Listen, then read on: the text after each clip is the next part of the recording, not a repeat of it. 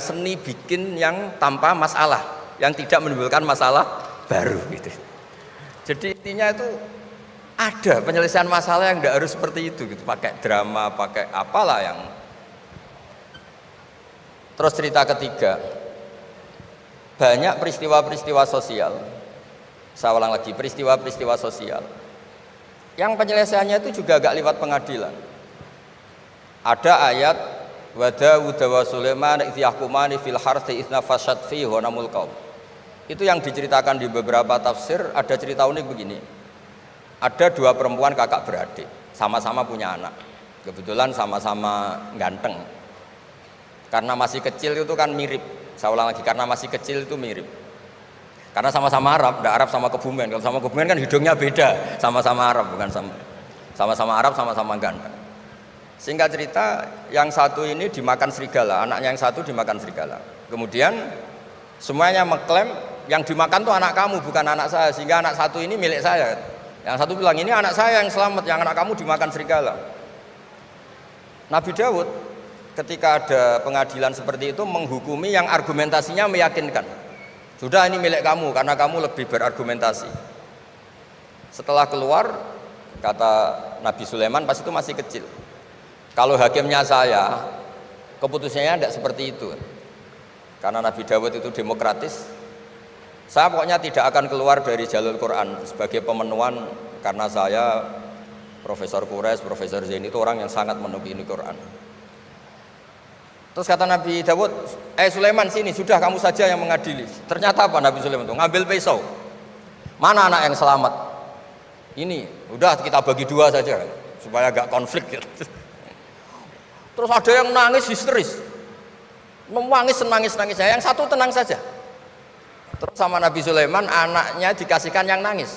Ini ibu beneran ini, berarti ini ibunya beneran ini, anaknya mau dipotong nangis, kamu mesti ndak, masa anaknya mau dipotong diam aja. jadi ternyata sebagian pengadilan dulu itu pakai perangkat psikologis. Gak mungkin secara naluri normal orang anaknya mau dipotong membiarkan, itu pasti tidak ibunya itu. Akhirnya dimenangkan yang nangis tadi.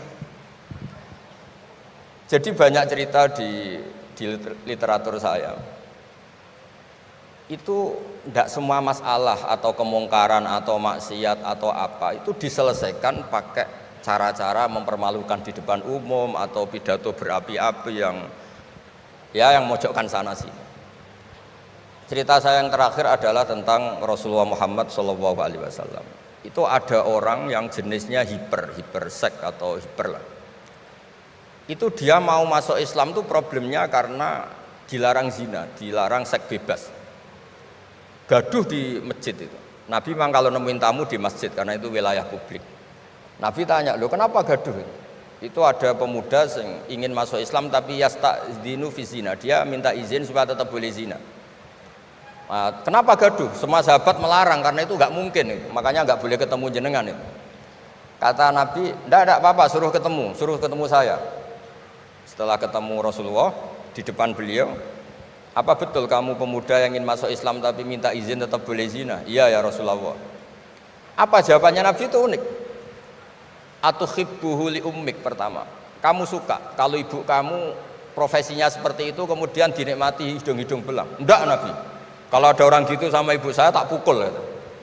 Atuhibbuhu li bintik, kamu suka punya putri yang jadi mainannya orang-orang hidung belang? Ya enggak Nabi. Atuhibbuhu li ammatik, kamu suka kalau itu terjadi di bule kamu? Sampai nyebut sekian orang-orang yang dicintai pemuda itu. Akhirnya pemuda itu, wallahi, demi Allah saya tidak pernah melihat sesuatu seburuk zina, seburuk itu, dan demi Allah saya tidak akan zina lagi. Jadi logikanya diset oleh Nabi, dan Nabi tidak ngancam neraka, tidak marah, tapi logikanya diatur. Itu pula yang sering digunakan di Quran, sering ada kata kul aro'aitum, ya kan banyak di Quran. Aro'aitum itu orang diajak berpikir bersama. Ya, jadi menjaga kemajmukan, menjaga ukhuwah itu dimulai dari cara menyelesaikan. Tidak semuanya harus pakai marah-marah, pakai apa. Dimulai dari Allah sendiri. Dalam banyak cerita di Quran, di hadis itu suka hal-hal yang kecil, yang keseharian. Makanya dulu itu kalau ulama ditanya, saya ini tidak punya uang padahal ingin makan enak, Ij'al idama ka'al ju'a. Ya, lauk paling enak itu satu, yaitu lapar. Kalau kita puasa, makan apa saja enak karena lapar. Orang sudah lupa, ngiranya makan enak itu kalau menunya atau lauknya sesuai selera, itu keliru. Ij'al idama ka'al ju'. Jadikan lauk terbaik adalah lapar. Wah, kita mau tidur gak enak gini-gini, ingin cari tempat yang enak. Ya, makanya Kiai kuno kalau nasihati anak-anaknya, kamu kalau ngaji makan yang enak, tidur yang enak. Maknanya jangan tidur kalau gak ngantuk banget, jangan makan kalau tidak lapar banget. Itu pasti semuanya menjadi enak. Nah, orang sudah melupakan kearifan-kearifan begitu, sehingga solusi-solusi yang dibikin ini lompatannya malah kacau, karena sebetulnya itu ndak adatnya Allah. Terus yang terakhir, ini makalah yang saya bawa dari dalam. Ini mungkin nanti Pak Munjid bisa belajar. Bisa ya tadi, bisa dijual ini. Karena sekarang itu ngaji itu pokoknya keren lah sekarang itu. Ngaji sekarang tuh fid dunya hasanah wa fil akhirati hasanah. Dulu ngaji itu hanya fil akhirati hasanah, enggak dapat apa-apa. Kalau sekarang tuh fid dunya hasanah wa fil akhirati enggak jelas. Karena sudah dapat upah itu. Nah, ini cerita, ini di tafsir Qurtubi, nafsiri ayat la khaira fi katsirin min najwahum illa man amara bi shadaqatin. Ikutnya suratun Nisa, nanti bisa dicari di, ya kalau orang UGM mungkin di googling mungkin 114 ayatnya. Sistem di pengadilan Indonesia, misalnya ada orang sengketa, kadang-kadang dilaporkan ke polisi itu silakan selesaikan secara kekeluargaan. Itu ternyata ini di tafsir Qurtubi, di kitab saya baca teksnya supaya nanti ditasih Pak Quraisy. Wa kataba Umaru ila Abi Musa al-Asy'ari radhiyallahu anhu qol rudda al-khusuma hatta yastalihu fa inna faslal qada'i yurithu bainahum ad-daghain. Jadi kalau ada orang sengketa, silahkan kembalikan yang sengketa, kata Sayyidina Umar. Jangan-jangan mereka punya solusi kekeluargaan. Karena kalau diputuskan di pengadilan itu bisa yurisuddohoin, bisa melahirkan dendam, hasud, dengki. Tapi kalau mereka diselesaikan dengan logika mereka sendiri, dengan kearifan mereka sendiri, maka itu lebih baik. Ini juga yang dilupakan, setiap ada masalah itu dikasuskan di pengadilan. Padahal ini andaikan saya dalam posisi pengamat politik mungkin cerita, padahal bisa diselesaikan dijadikan menteri misal, tapi itu tidak wilayah saya.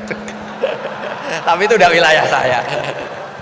Andaikan saya datang sebagai pengamat politik, mungkin contohnya itu, tapi saya tidak masuk wilayah itu.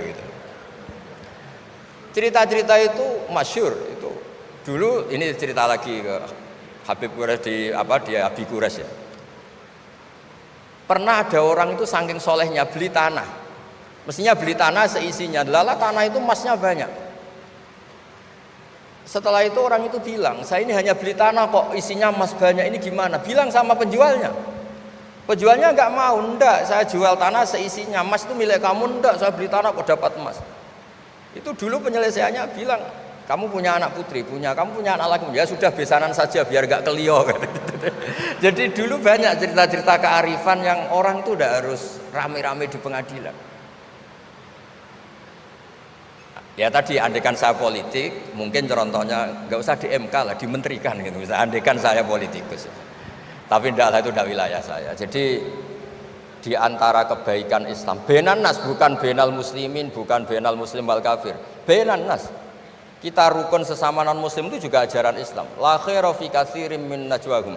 Diskusi apapun tidak baik kecuali diskusi-diskusi yang menyuruh kebaikan, menyuruh sedekah, au islahim bainan nas, atau diskusi yang menjadikan kita baik-baik saja, hubungan kenegaraan, hubungan kebangsaan, hubungan kemanusiaan baik-baik saja. Ya, sekian mukadimah saya, nanti ditambahi Abi Quraisy, Profesor Quraisy. Sekian, dan saya tidak salam dulu karena pasti provokatornya ini merovokasi lagi. Jadi kalau moderator itu kan bikin sesuatu indah. Ini jadi tidak indah. Masa orang sesantun saya dibilang harimau, itu kan kacau itu. Itu nggak benar itu. Karena kalau di Indonesia, oh ini negara nggak benar, kayak hukum rimba, yang kuat menang. Yang kuat itu kan harimau, wah, jadi masalah kan. Tapi saya maafkan karena di dunia kiai ini masih mu'alaf latihan kiai. Saya alhamdulillah orang-orang UGM memang sering ketemu saya dulu zaman Pak Panut. Ini ke rumah saya ganggu ya berkali-kali. Jadi ya enggak apa-apa, silahkan salah karena Allah Maha Pemaaf. Monggo.